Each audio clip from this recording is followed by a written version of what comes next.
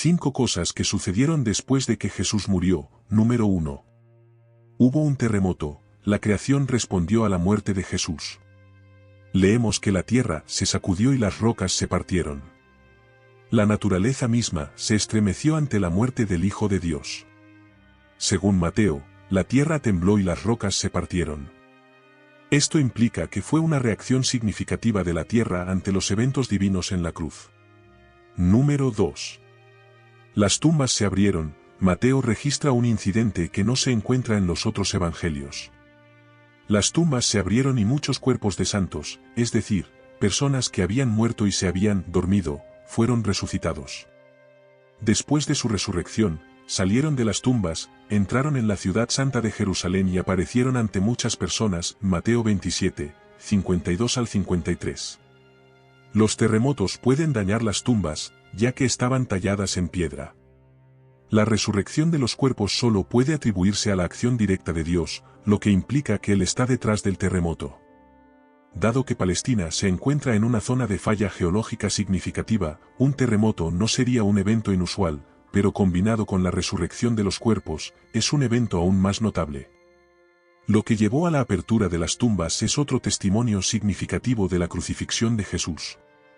Pronto, otro terremoto será testigo de un evento divino aún más significativo, la resurrección de Jesús. El registro único de Mateo sobre estos eventos enfatiza la victoria sobre la muerte que logra el sacrificio de Jesús en la cruz. Aquellos que fueron resucitados se describen literalmente como aquellos que se habían dormido, una expresión idiomática común en el Nuevo Testamento para alguien que ha muerto, pero cuyo destino eterno está asegurado. Al igual que el testimonio inicial, la resurrección sobrenatural de los cuerpos de estos santos y sus apariciones en Jerusalén es un testimonio impactante del trabajo de Jesús en la cruz, posteriormente, de su resurrección. El término, gente santa, probablemente se refiere a figuras piadosas del Antiguo Testamento, héroes y mártires de la historia de Israel, seleccionados para presenciar milagrosamente estos eventos. Su aparición ante la gente en Jerusalén es un testimonio de la efectividad del trabajo de Jesús en la cruz. Esto anticipa la enseñanza de Pablo sobre Jesús siendo los primicias de los muertos, 1 Corintios 3 y 20 al 23. Pero ahora, como son las cosas en realidad, Cristo resucitó de entre los muertos y se convirtió en las primicias, es decir, el primero en resucitar. Resucitados con un cuerpo incorruptible e inmortal, anticipando la resurrección de aquellos que se han dormido en la muerte. Pues como la muerte vino a través de un hombre, también la resurrección de los muertos viene a través de un hombre. Pues, así como en Adán todos mueren, también en Cristo todos serán vivificados, pero cada uno en su propio orden. Cristo es las primicias, luego aquellos que son de Cristo en su venida serán resucitados con cuerpos incorruptibles e inmortales. La resurrección de estos santos es un preludio a la resurrección que todos los creyentes pueden esperar a través de la muerte de Jesús. Un nuevo día ha llegado, un día en que la muerte fue derrotada por la muerte, y la resurrección a la vida eterna se hizo posible. Pero nótese que no fue hasta después de la resurrección de Jesús que los ocupantes de estas tumbas fueron levantados y entraron en Jerusalén, donde aparecieron ante muchos. La Biblia no dice si estos santos resucitados murieron de nuevo o se fueron al cielo con el Señor Jesús. La muerte del Hijo de Dios sacudió a la naturaleza misma.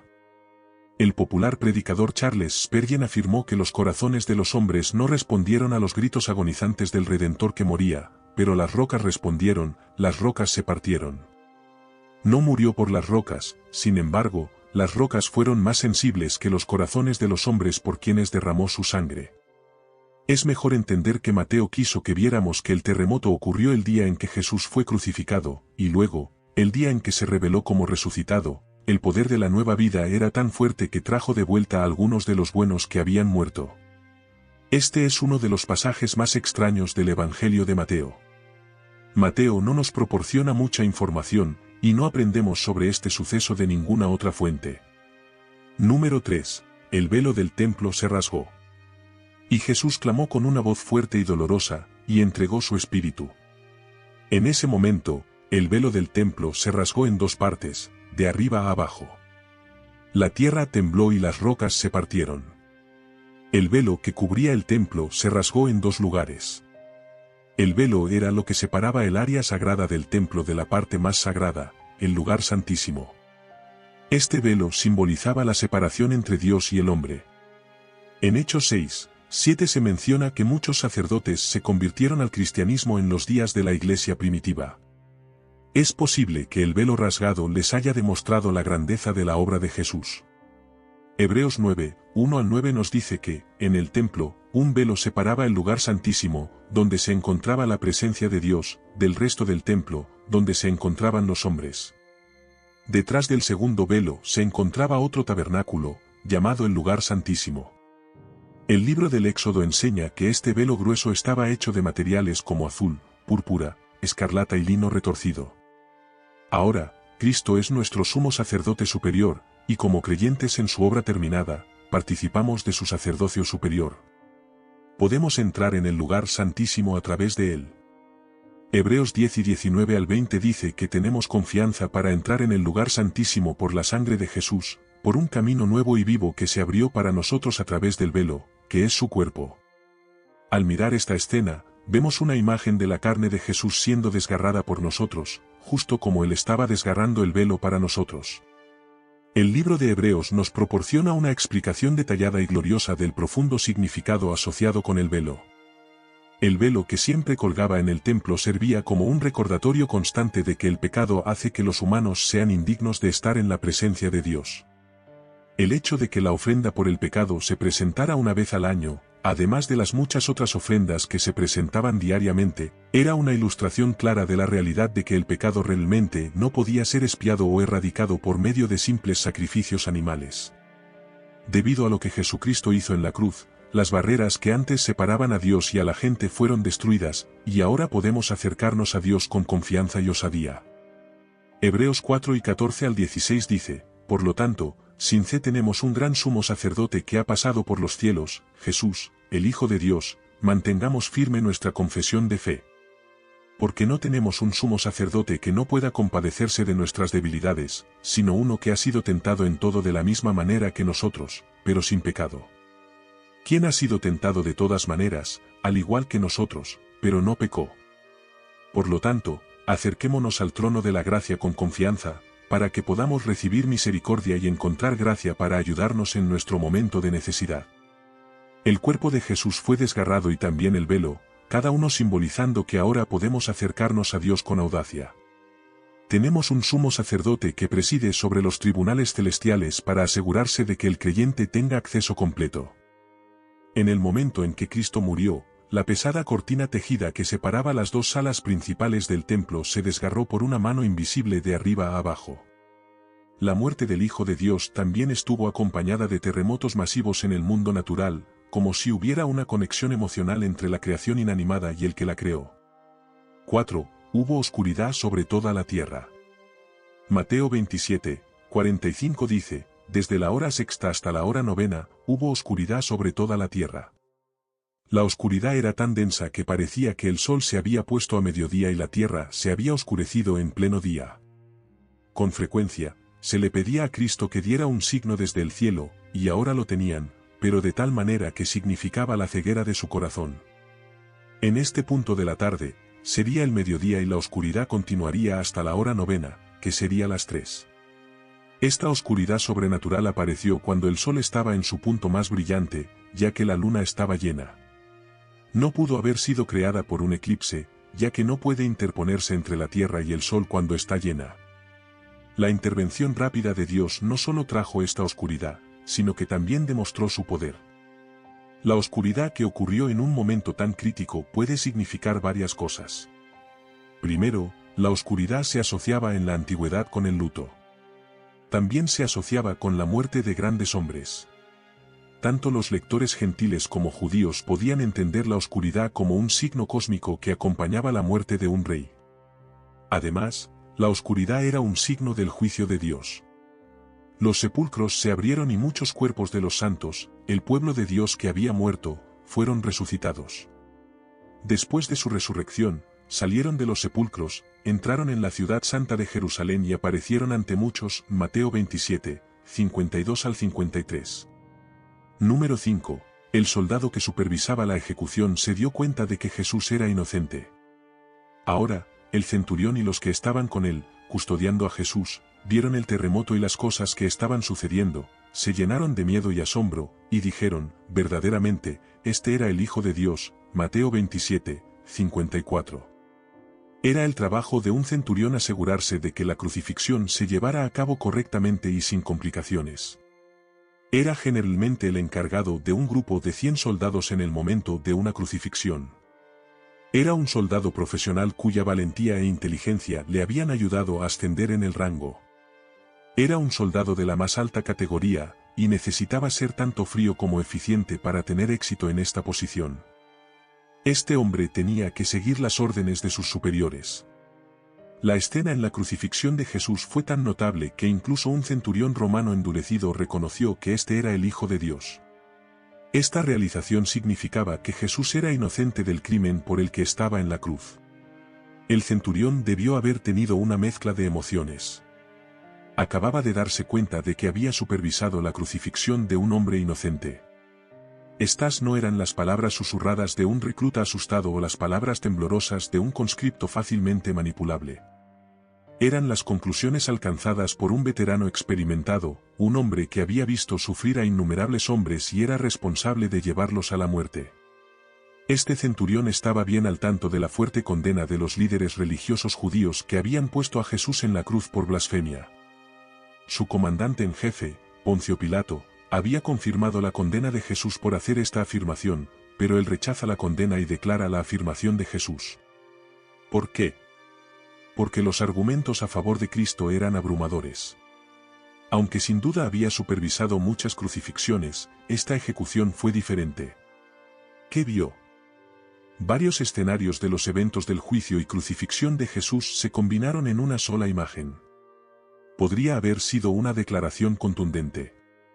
Podría haber sido la respuesta de Jesús a la injusticia que sufrió a manos de sus propios compatriotas a través del arresto y los juicios. Podría haber sido la respuesta de Jesús al sufrimiento que padeció a manos del centurión y sus hombres. Uno podría pensar en la dignidad con la que Jesús respondió a la turba que exigía su sangre, como un cordero silencioso antes de su sacrificio. Las Escrituras no registran ninguna respuesta de Jesús a los gritos de la multitud, Marcos 3 y 11 al 15. Pilato respondió de nuevo, ¿qué haré entonces con el que llamáis rey de los judíos? Ellos gritaron, crucifícalo. Pilato preguntó, ¿por qué? ¿Qué mal ha hecho? Sin embargo, ellos gritaron aún más fuerte, crucifícalo. Así que Pilato, queriendo complacer a la multitud, liberó a Barrabás, después de azotar a Jesús, lo entregó a sus soldados para que lo crucificaran. La preocupación de Jesús no era por su escape, sino por el perdón de ellos. La misericordia de Jesús hacia la gente que lo rechazó y los soldados que lo crucificaron, incluyendo a este centurión, se manifestó en su respuesta, Padre, perdónalos, porque no saben lo que hacen, Lucas 11 y 34. Y echaron suertes para dividir sus vestidos entre ellos, y la gente se quedó allí mirando. Pero incluso los líderes se burlaron de él y se mofaron, diciendo, Él salvó a otros, que se salve a sí mismo si es el Cristo, el Mesías, el ungido de Dios, el elegido. Los soldados también se burlaron de él, acercándose y ofreciéndole vinagre, y diciendo sarcásticamente, si realmente eres el rey de los judíos, sálvate a ti mismo ahora. Había también una inscripción sobre el que decía, este es el rey de los judíos. Uno de los criminales que estaban colgados se burló de él, diciendo, ¿no eres tú el Cristo? Sálvate a ti mismo y a nosotros. Mientras ellos jugaban a los dados por las pertenencias de Jesús, la preocupación de Jesús era por su perdón, no por su escape. ¡Qué declaración poderosa! Mateo 27, 35 al 36. Cuando lo crucificaron, dividieron sus vestidos entre ellos, echando suertes. Luego, sentándose allí, comenzaron a vigilarlo, para evitar cualquier intento de rescate. Si todo esto no lo convenció, vio algo más, la respuesta de la creación. Claramente, el centurión se quedó impactado al presenciar un evento tan dramático durante las últimas horas de Cristo, especialmente ya que nunca había visto nada parecido antes. Tuvo un impacto casi inmenso en él. El centurión vio, escuchó y sintió todos los eventos de la crucifixión y muerte de Cristo. Como resultado, él y sus tropas se llenaron de un gran temor. Aunque el centurión y su grupo de soldados habían aprendido a manejar el miedo, ahora estaban experimentando un puro terror. Es esta cruz poderosa y el amor demostrado allí lo que mueve los corazones, incluso el corazón endurecido y cansado de la batalla de un soldado profesional. De la muerte a la vida. Un antiguo dicho dice que el suelo siempre es nivelado al pie de la cruz. Era así en el siglo I y sigue siendo así hoy. El pie de la cruz es donde todos, pobres y ricos, encuentran suelo nivelado para arrodillarse y abrazar al Cristo que murió por ellos. Verdaderamente, este es el Hijo de Dios. Lo escuchamos y lo creemos. El viaje no debe terminar allí. Deberíamos tener una pasión por conocerlo más profundamente. Que ese mismo deseo arda en nuestros corazones para que podamos conocer honestamente al que nos amó y se dio a sí mismo por nosotros. No se puede evitar preguntarse cómo el encuentro con Jesús afectó la vida de los soldados. ¿Se convirtieron en cristianos? El comentario del púlpito informa que la tradición dice que el nombre del centurión era Langino y que se convirtió en un seguidor devoto de Jesús, predicó el Evangelio y murió como mártir.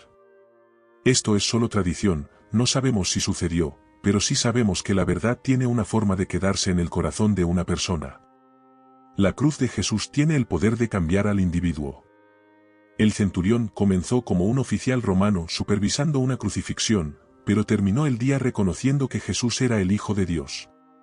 Jesús ya ha tomado la iniciativa en la salvación. Cristo murió por ti, ahora es tu turno. Jesús dio su vida para que pudiéramos tenerla nuestra de vuelta. Murió como nosotros para que pudiéramos vivir como Él. No solo complació a su Padre, sino que nos ganó como un premio, como sustituto de la humanidad. Jesús sufrió la pérdida de la comunión con el Padre. Tan terrible como esto fue, cumplió con el plan de redención bueno y amoroso de Dios. Hay otros que consideran esto un mito o, como máximo, una historia teológica.